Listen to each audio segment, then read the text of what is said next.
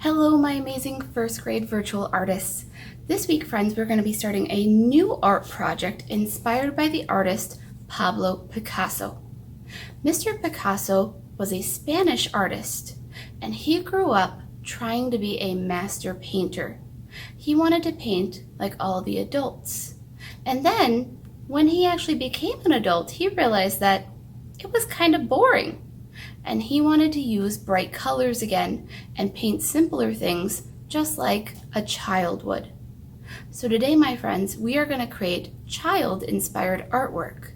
Now, the other thing I want you friends to know is that this artwork, we're going to be talking about how art can be made for different reasons, friends. Sometimes we might make artwork just for fun and because we like and enjoy art. Other times, we might make artwork to give as a gift, or even if we were a famous artist and maybe a bit older, we might sell our art or show our art in a museum. There are so many different reasons why people, not only us, but from other cultures, make art as well. This artwork, my friends, might be a great gift for Mother's Day, or to give to anyone if you would like. But as always, friends, this is your artwork, and you get to decide what you do with it as well. So let's go take a look at a few examples of Mr. Picasso's artwork and a picture of Mr. Picasso before we go look at what art materials we need today, friends.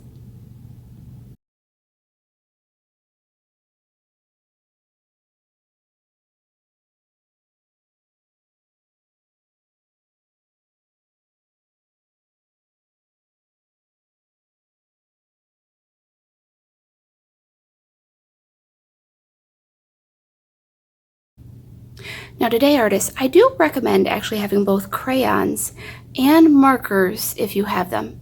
If you also have colored pencils, those would be great today as well. In our art folder, we only need to take out one white piece of paper. There should be two right next to each other though, friends. But today, let's just start with one. Using my pencil first, I'm going to go ahead and turn on what I think a child's brain might be like when it comes to creating artwork today, friends. Normally in class, I would have you friends be the teacher, but because this video is just with me, I'm going to go ahead and think like a child would today. So if I was drawing a flower, I might start close to the top of my paper with a nice simple shape like a circle. There's the center of my flower to start, and then I might go ahead and bounce some lines around it using my bouncy line to create some petals. It doesn't matter how many times I bounce around it or how big my bounces are. There's the start of my flower. But my flower might need a nice long stem. Maybe my line might be straight, or maybe my line might have a few wiggles in it. And that's okay too. So there's my first example of a flower. But I know not all flowers look the same. So maybe I might try drawing my flowers in different ways as well. For instance, maybe instead of starting with a circle, this time I'll start with an oval. And maybe instead of using a bouncy line, I'll use a zigzag line to make more pointed petals.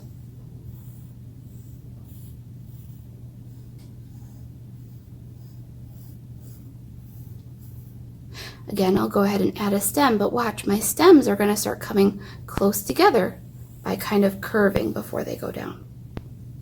And maybe this time as well, I'll add a leaf. And again, I'll think about the shape of a leaf. Maybe I'll even add a line if I want. All right, time for another flower. I know there's some flowers that have kind of a triangle head. They kind of look like cone flowers. They're not pointed like a regular triangle, they're kind of rounded. And then their flower petals kind of come down almost like they're drooping. That's another way I can draw a flower. Again, when I'm finished with my flower, I'll add a stem that comes close to my next ones. Let's try just one more flower, my friends. And this time, I want you to draw your flower however you would like to draw it.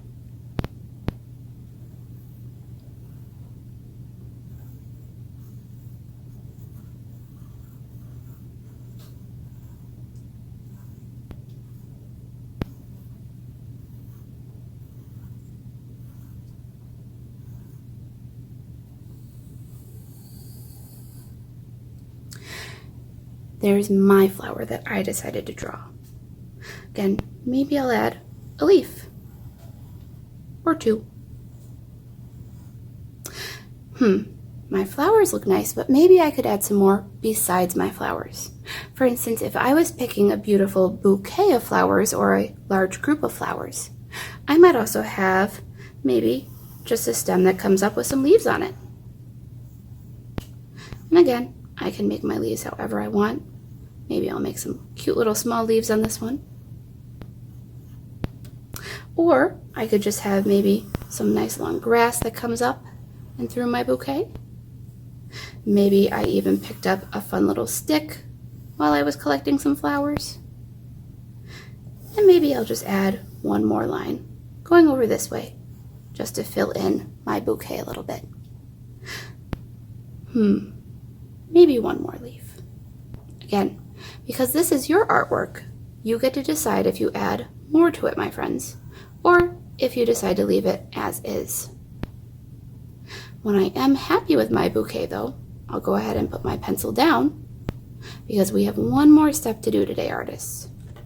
We need to add some color. Now, of course, if I'm thinking like a child while I'm creating today, I don't want to trace my lines using black markers. That's kind of boring.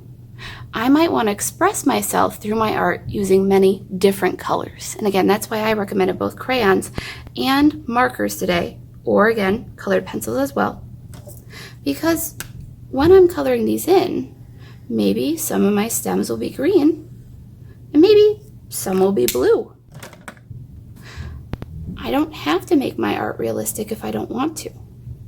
I can always change some of my colors to make it more interesting as well.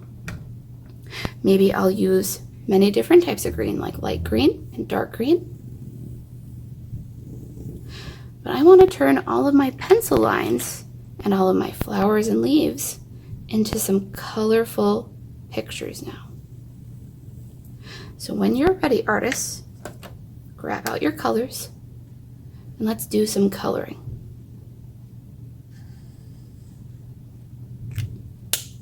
I'm going to go ahead and speed up this step, my friends. As always, if you need to pause the video here, you can, or you can see how my artwork is when it's all finished and then enjoy your coloring independently from this video. So here I go.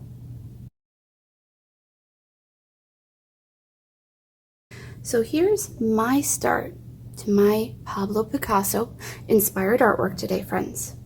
Again, even though I am drawing and creating art like a child, I still made sure that I tried my best to do my best coloring and tracing. Again, I used many different colors, and I tried to make sure that all of my pencil lines were covered. Maybe I might even look back in some areas, and maybe fix a few things up if I need to. Next time, my friends, we will go ahead and talk about how we're going to add our hands to our artwork. But for today, my artwork is finished. If I'm completely done coloring, I can go ahead and put it back in my art folder.